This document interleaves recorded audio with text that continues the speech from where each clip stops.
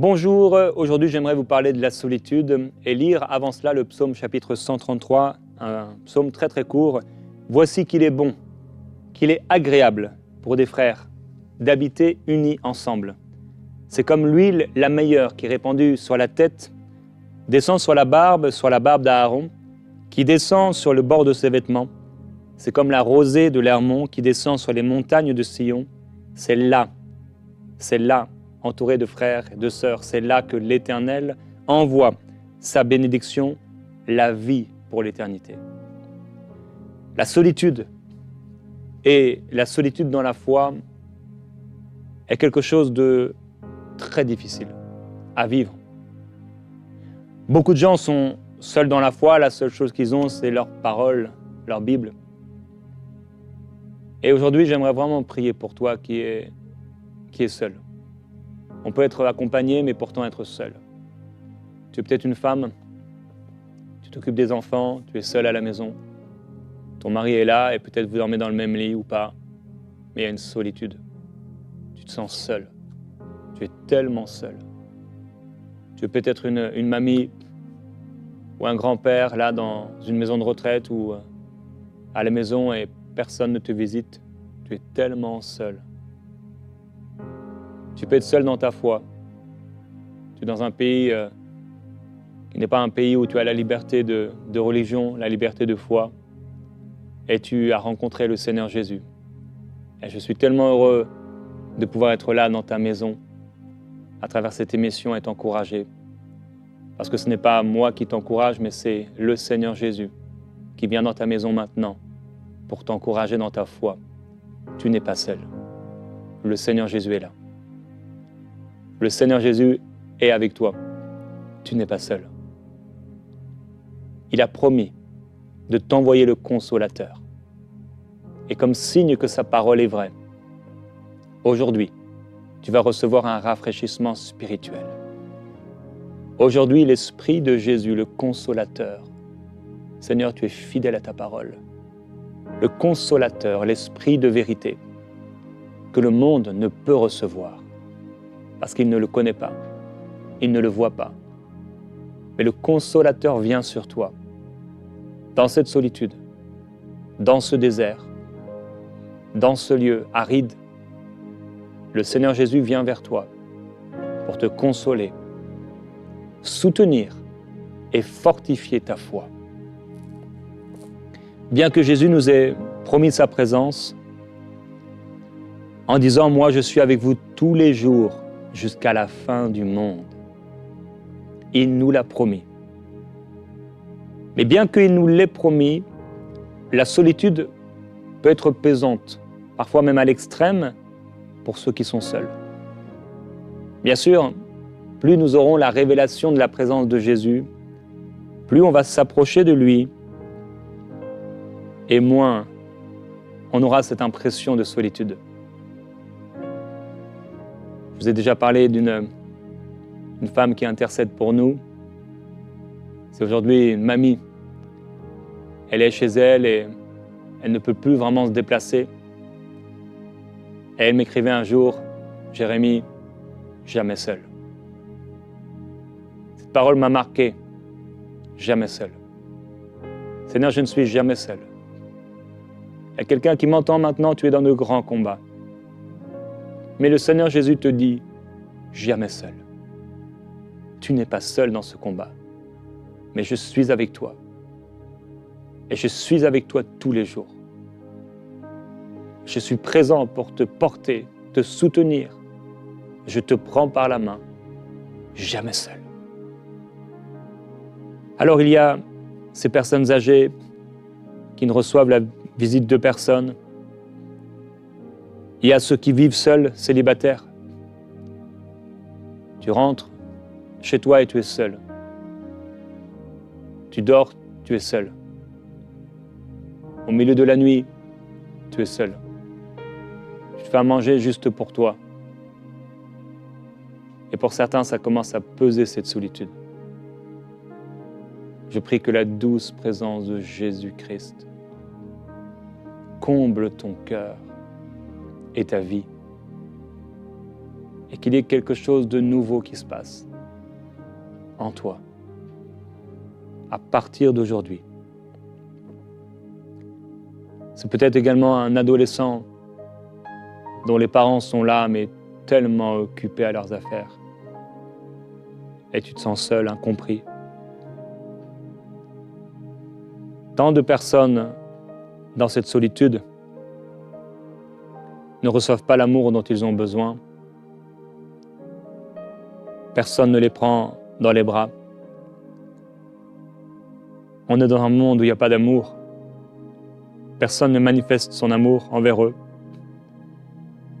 Ils ne reçoivent pas le réconfort dont ils ont besoin, pas de soutien, pas de cadeaux, pas de messages. Ils se retrouvent seuls pendant les fêtes ou après un culte, seuls. Ils voient les couples sur les terrasses ou dans les restaurants et eux, ils sont seuls. L'Éternel Dieu dit, il n'est pas bon que l'homme soit seul. Je lui ferai une aide qui soit semblable à lui. Et je prie que le Seigneur puisse te donner cette aide si c'est le désir de ton cœur. Alors, il y a différents types de solitude. Il y a une solitude qui est créée par Dieu, et il y a une solitude qui est subie, et il y a une solitude qui est recherchée ou créée par soi, par soi-même. Par exemple, pour un temps de prière, pour vaquer à la prière. Il y a parfois des saisons où Dieu lui-même va créer une solitude. Je l'ai dit, la solitude, ce n'est pas le fait de n'avoir personne autour de nous. On peut être au milieu d'un groupe et d'une famille et se sentir extrêmement seul parce qu'on vit des combats intérieurs et personne ne sait ce par quoi on passe. Personne ne sait ce qu'on traverse. Mais il y a cette solitude qui est créée par Dieu pour un temps, où Dieu dit dans le livre d'Osée, « Je la séduirai et je la conduirai au désert pour parler à son cœur. » Il est possible que Dieu t'ait introduit dans une saison de solitude pour parler à ton cœur, pour te révéler des choses, pour communier avec toi. Et c'est une solitude que Dieu crée. Il y a aussi la solitude subie, j'en ai parlé. Certains sont célibataires, ils aimeraient, ils désiraient, ils prient pour se marier, mais ils ne rencontrent pas la bonne personne. Et pour eux, la solitude, ils la subissent. Et parfois, il y a une solitude qu'on crée nous-mêmes pour se consacrer. Où certains font malheureusement le choix du divorce et entrent dans une solitude, parfois profonde. Le prophète Élie était un jour dans une grotte, complètement seul, découragé. Et le Seigneur va lui dire, « Mais que fais-tu ici, Élie ?» Et il va avoir de grands tonnerres, de grands éclairs, et puis un murmure doux, léger et subtil. Cette semaine, nous avons parlé de cet esprit qui passe parfois dans la nuit, comme une attaque satanique, un esprit pour faire peur et pour condamner, culpabiliser, amener le mensonge, oppresser. Mais il y a un autre esprit, le seul qui a le droit de nous visiter, l'esprit de Jésus, qui vient sur toi pour t'apaiser.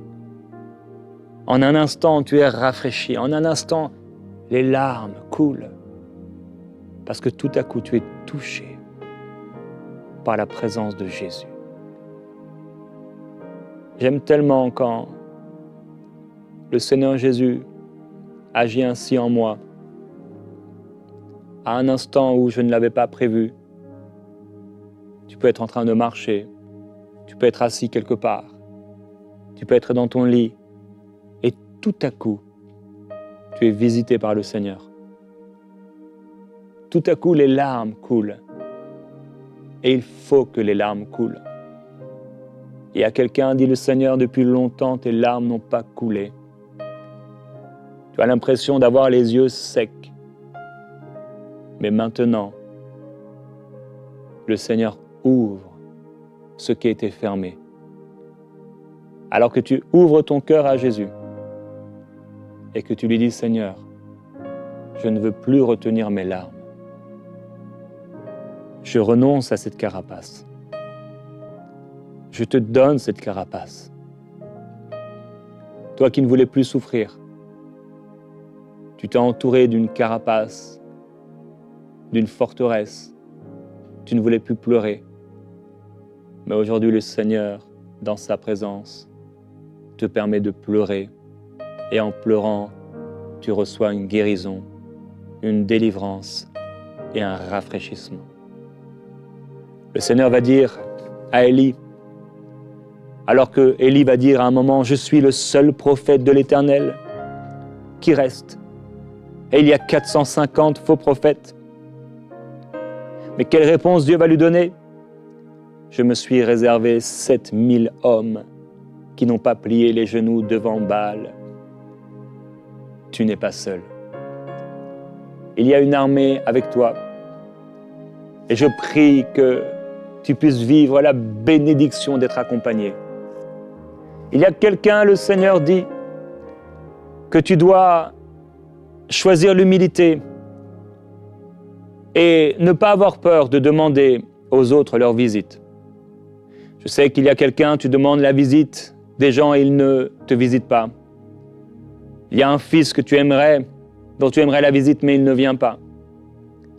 Et j'aimerais encourager quelqu'un en exprimant sa solitude à tes amis, aux personnes qui t'ont entouré, aux personnes que tu as connues.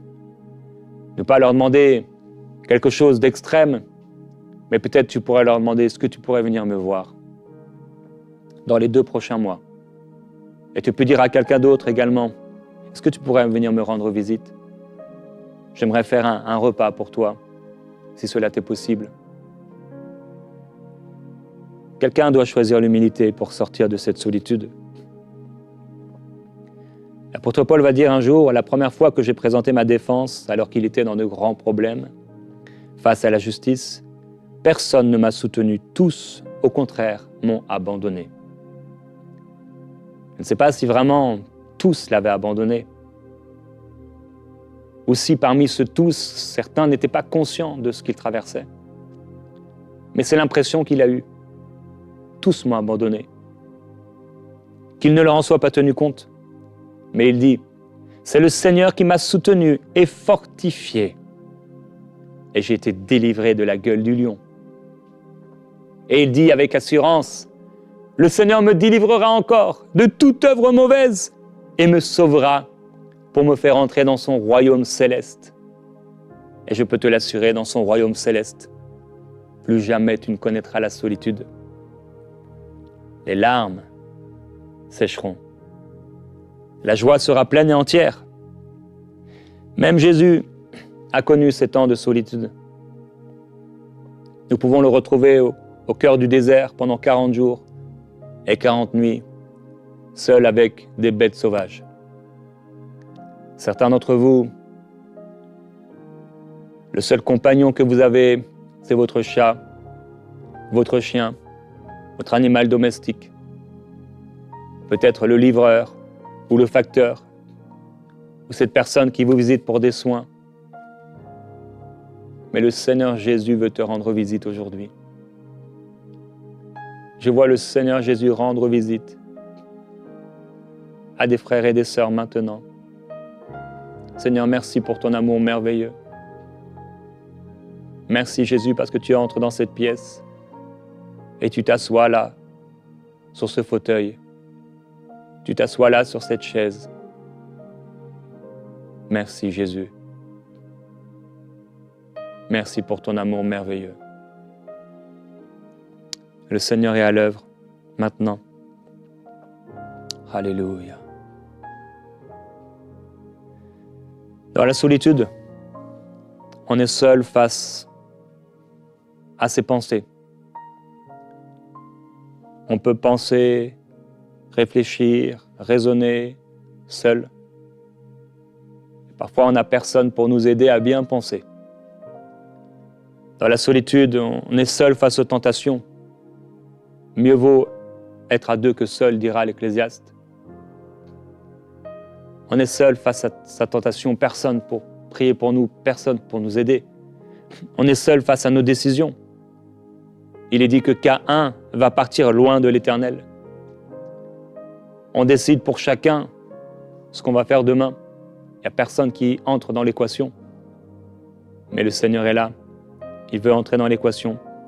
Et il y a aussi des combats solitaires. Mais il y a aussi des victoires solitaires. Et il y a des bienfaits dans la solitude. Et d'ailleurs, je vous encouragerai à écouter sur la chaîne YouTube de MCI un message qui s'intitule « La force cachée de la solitude ». La force cachée de la solitude. Quand Jonas était dans le ventre de son grand poisson, il était seul. Et là, il n'y avait plus rien.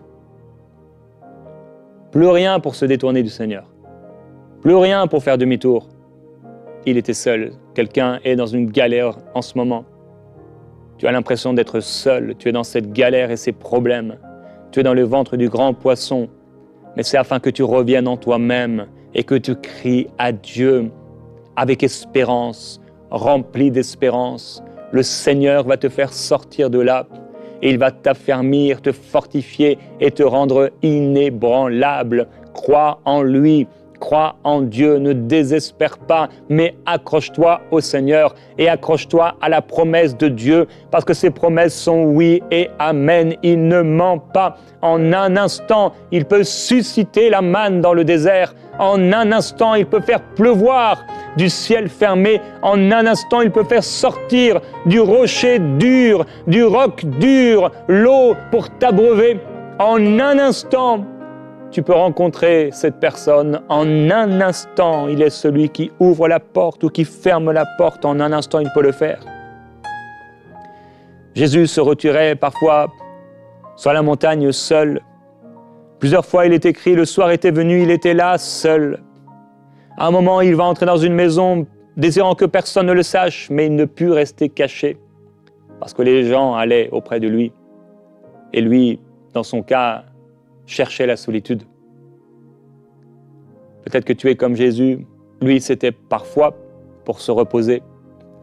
Il cherchait des temps de solitude pour être seul avec le Seigneur, avec le Père.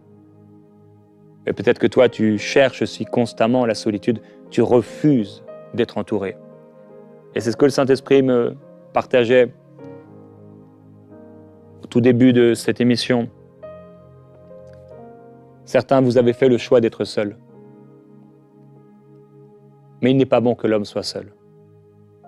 Et je ne parle pas de mariage, mais vous vivez comme un ermite, seul.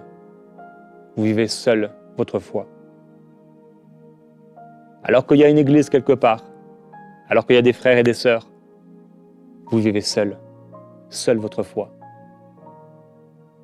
Il est difficile de vivre seul la foi. On ne peut pas rester seul trop longtemps. Même Jésus s'est entouré. Il y a 24 vieillards autour du trône de Dieu. Il n'était pas bon que Adam soit seul. Même s'il y a des temps où on doit être seul. Moïse était seul lorsque l'ange de l'Éternel lui est apparu dans le buisson ardent. La mère de Samson était seule quand l'ange de l'Éternel s'est révélé à elle pendant deux fois. Daniel était seul lorsqu'il a reçu une fois la vision du Seigneur. Ézéchiel a été amené seul devant la vallée d'ossements desséchés. Marie était seule lorsque l'ange s'est révélé à elle. Il y a des temps où, en effet, on doit être seul dans la présence de Dieu. Il y avait des victoires qui sont gagnées seul. David était seul lorsqu'il protégeait du lion et de l'ours les brebis. Et ces victoires dans la solitude lui ont permis de dire « L'Éternel qui m'a délivré de la griffe du lion et de la patte de l'ours me délivrera encore de la main des Philistins. » Il avait combattu seul, il avait gardé la foi étant seul. Et alors une fois qu'il était entouré, la même foi était là dans son cœur. Parce que notre foi doit être vécue également dans la solitude. Seul, merci au Seigneur pour ceux qui sont mariés et qui peuvent prier en couple. Mais qu'arriverait-il si demain ta femme ou ton mari ne serait plus là? Si ce pasteur ne serait plus là, est-ce que tu garderas la foi? Notre foi est d'abord une foi qu'on vit seul, qu'on vit en tant qu'individu, et on se présentera seul devant Dieu ce jour-là. Paul disait à Timothée, « Occupe-toi de ces choses, donne-toi tout entier à elles, afin que tes progrès soient évidents pour tous. » Seul on peut méditer la parole, seul on peut prier, seul on peut grandir, seul on peut avancer. Il est écrit, Jacob resta seul, et c'est alors qu'un homme lutta avec lui jusqu'au lever de l'aurore.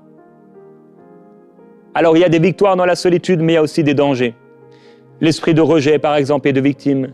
Le fait de créer une prison intérieure et de choisir d'y demeurer. Le découragement, fuir les gens, penser qu'on est vraiment seul, comme Élie le prophète pensait qu'il était seul, mais tu n'es pas seul. Parfois on est trop épuisé à tout porter seul, comme Moïse qui va dire « Je ne peux pas moi seul porter ce peuple, il est trop lourd pour moi ».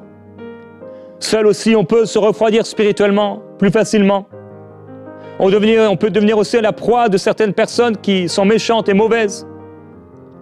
Mais aujourd'hui, je veux déclarer que même si ton père et ta mère t'abandonnaient, le Seigneur ne t'abandonnera pas. Aujourd'hui, je veux déclarer, et je t'encourage à déclarer avec moi, je ne suis pas seul. Seigneur Jésus, tu es avec moi. Je ne suis pas seul. Le Seigneur est avec moi. Je ne crains rien. Je ne vis pas seul ma foi, mais l'Esprit de Jésus fortifie ma foi. Je ne suis pas seul. Le Seigneur est avec moi. Celui qui parle en langue s'édifie lui-même. Alors que tu es seul, tu peux parler en langue là où tu es. Tu as cet encouragement de te fortifier dans le Seigneur, dans sa force toute puissante, d'être fortifié par la foi et de rendre gloire à Dieu. Et Père, je prie aujourd'hui, et je te demande s'il te plaît, de fortifier leur foi. C'est toi qui as dit, il y a un temps où vous serez dispersés et vous me laisserez seul, mais je ne suis pas seul, car le Père est avec moi. À Gethsémane, tu n'étais pas seul. Le Père était avec toi et tu as prié. Et les anges de Dieu sont venus te servir. Je prie maintenant pour quelqu'un afin que les anges de Dieu puissent te servir. Seigneur, relâche ces anges qui doivent exercer un ministère en faveur de cette personne. Elle n'est pas seule. Tu es là, Seigneur. Elle ne vit pas sa foi seule. Mais l'esprit de la parole vit en elle. Tu es avec elle. Et je prie que sa foi soit renforcée. Je prie, Seigneur Jésus, que ce fleuve d'eau vive coule et jaillisse. Qu'il y ait un flot impétueux de prière en langue, un flot d'inspiration, un flot de créativité, dans le nom de Jésus. Merci pour l'inspiration. Oh, il y a quelqu'un, Dieu donne à quelqu'un de la créativité pour faire des choses comme cette femme qui cousait des vêtements. Dorcas, relève-toi au nom de Jésus. Il y a quelqu'un qui avait abandonné la vision, mais le Seigneur relève maintenant, rafraîchit la vision, illumine les yeux de ton cœur, pour que tu puisses à nouveau